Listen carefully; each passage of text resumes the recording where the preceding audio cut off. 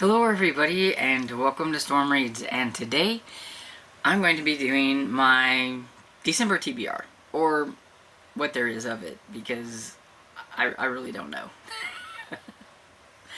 I picked out stuff for Debbie December because that's going to be probably my big thing.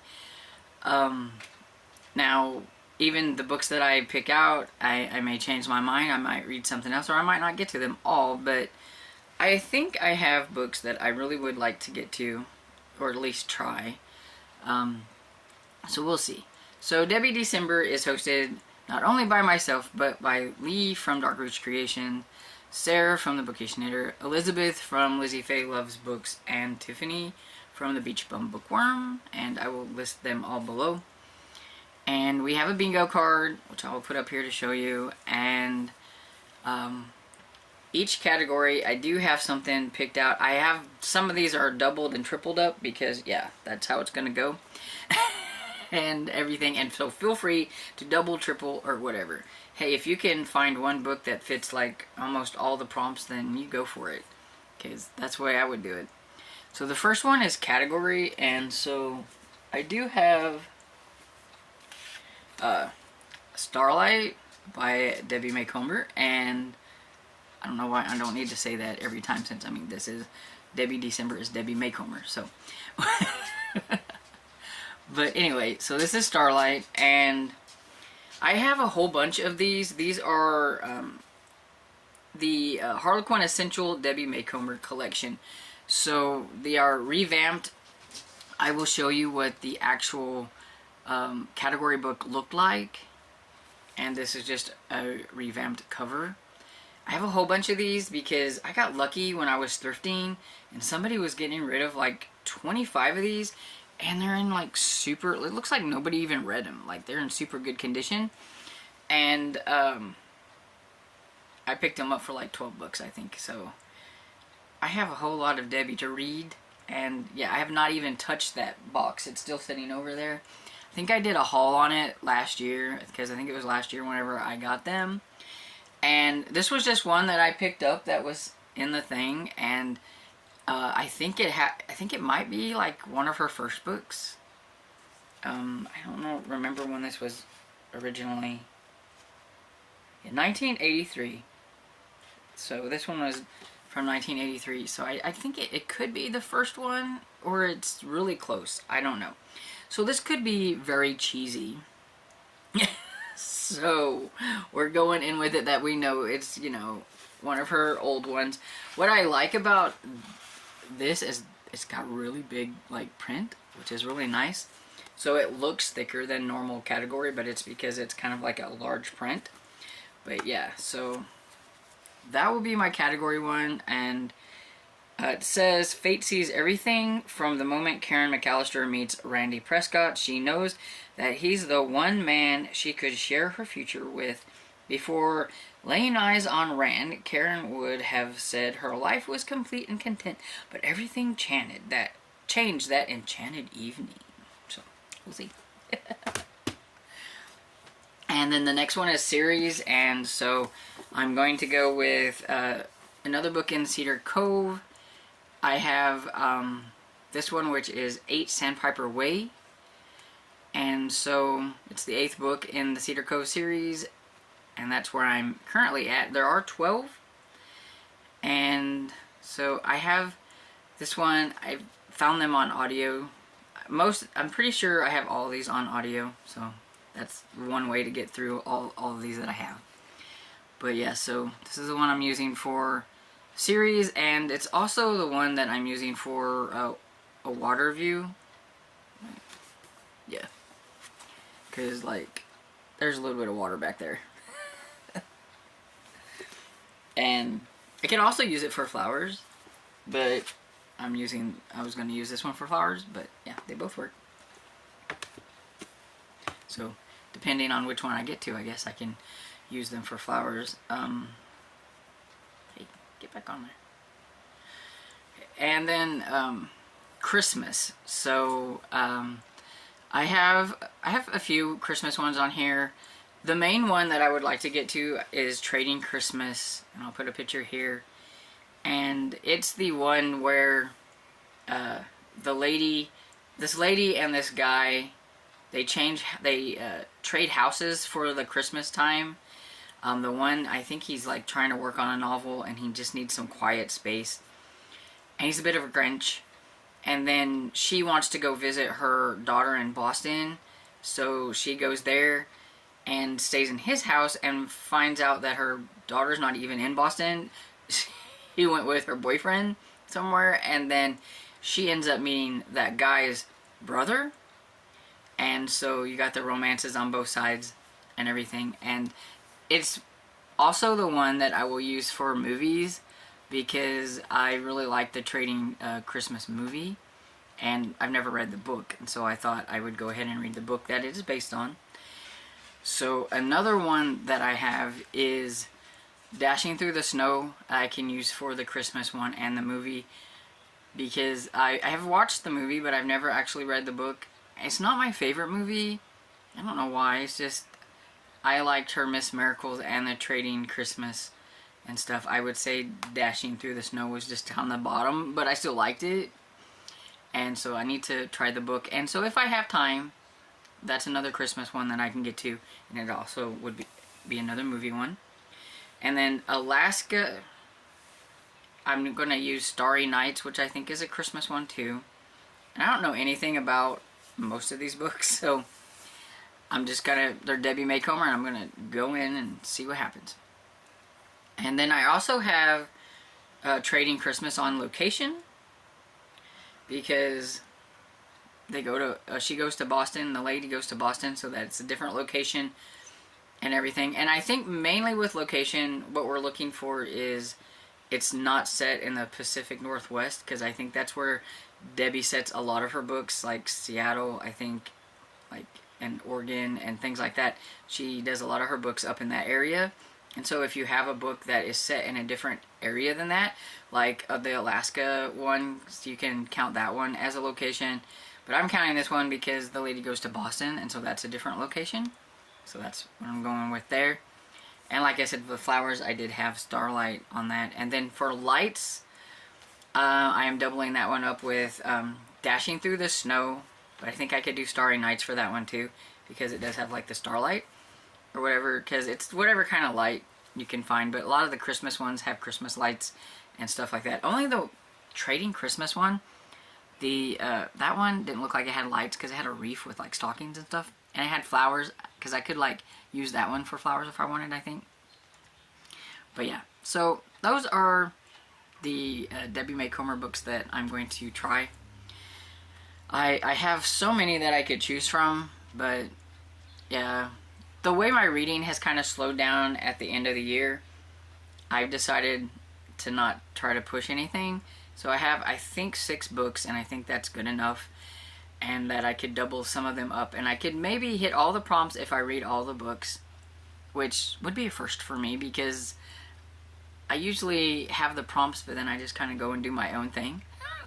I do that with most readathons, even my own readathons, so, but I might actually be able to get some of the prompts, so that's cool.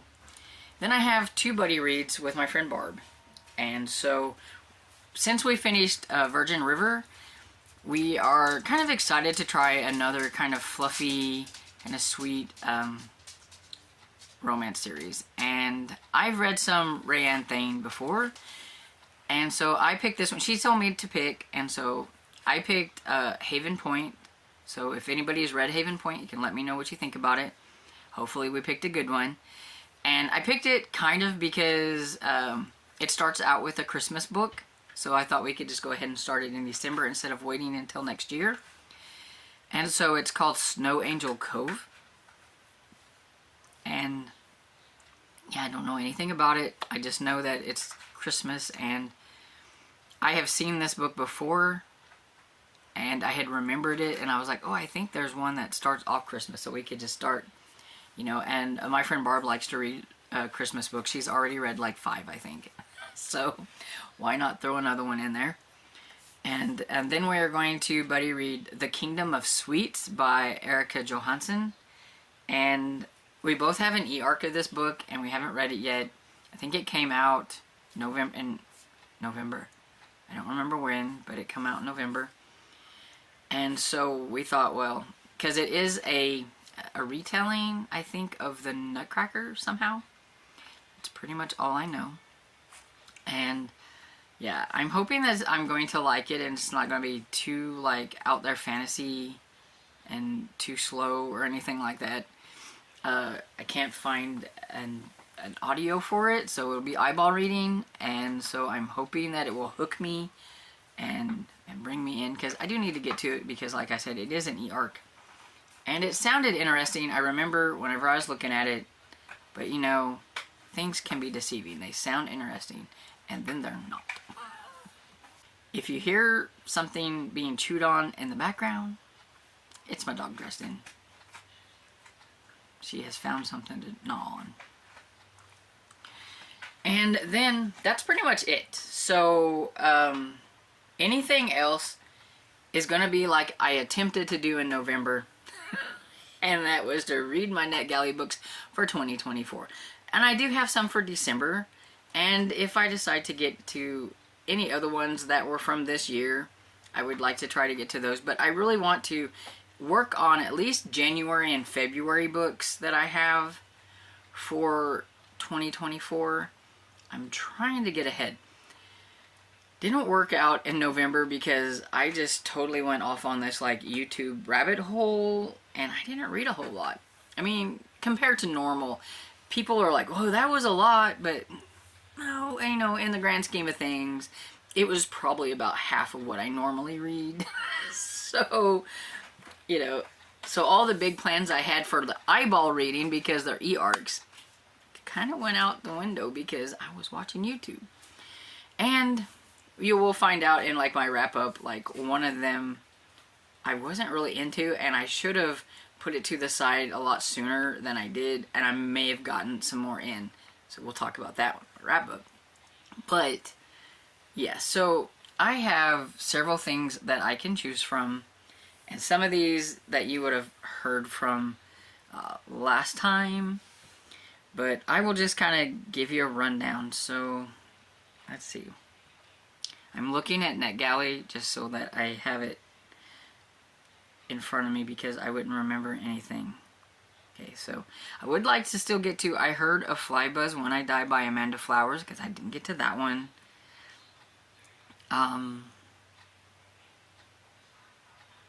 Let's see, and that one came out in November, so I would still like to get to that one. And let's see, maybe if I can fit in Everything Is Temporary by John Kahn.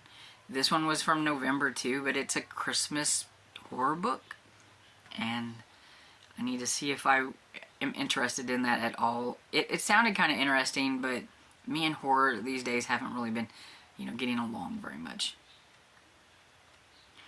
I still would like to get to Juniper's Christmas, which came out October 31st, and it's an audio one that I have by Ian Colfer, and it's a middle grade Christmas book, and so since it's Christmas, I would like to try to get to it in December. And Curses and Other Buried Things was another audio book that I had by Caroline George from October that I would like to get to. And Second Duke's The Charm by Kate Bateman is a December book, so I'd like to try to get to that one. And January ones, I have Accidentally His by Sabrina Jeffries that I wanted to get to in November, but I didn't. Comes out January 23rd. And That's Not My Name by Megan Lally. Comes out January 2nd, and I would like to get to that one. Maybe I don't know. The Sign of Four Spirits by Vicki Delaney comes out in January as well. I would like to get to that one. I had hoped to get to that one in November. It didn't work. And then I have one for February, which is Cup Snake Escape by Karen Rivadeneria. It comes out February 6th, and it is the sequel to a book I read this year, and it's a middle grade book, and it's like super easy, super fun, so I'm fairly certain I can get to that one pretty quickly, and so I do want to put that one on here. And I think that's all. Well, I do have one more February that I could try to get to, which is The Holy Terror by Simon R. Green, which is a new series by Simon R. Green, and I've liked his books before, so I have high hopes for this one, even though it's kind of like a horror-like series, so we'll see. And that one comes out February 6th. And so yeah, so that's pretty much my January and February ones, plus some from this year that I haven't got to yet. And that's like a ton of books, and so I'm just letting you know that those are some options. There are also way more options than that. Some I have holds on them for like the audiobooks, since they're already out, to try to get to them that way. And so we'll see how it goes. But, you know, I'm not holding my breath on any of this. It's December, it's holidays. I read so much already this year that I've pretty much just decided that if I get to something, I get to it, but I'm not going to really push myself or anything like that for the end of the year. You know, I've got a lot of, you know, I want to get started on looking for what I'm going to do next year, getting my end of the year content ready and stuff like that, you know, and not like filming or anything, but I do like to have, like, what are my favorite books currently right now, and if I find another, like, favorite book in December, I'll add it to the list. But that way I have it so I don't have to rush at the end of December to try to get all this ready to go. So I have a lot of things to work on, and so we'll just see how it goes, and we'll play it by ear. And anyway, so have you read any of the books that are out that I've mentioned?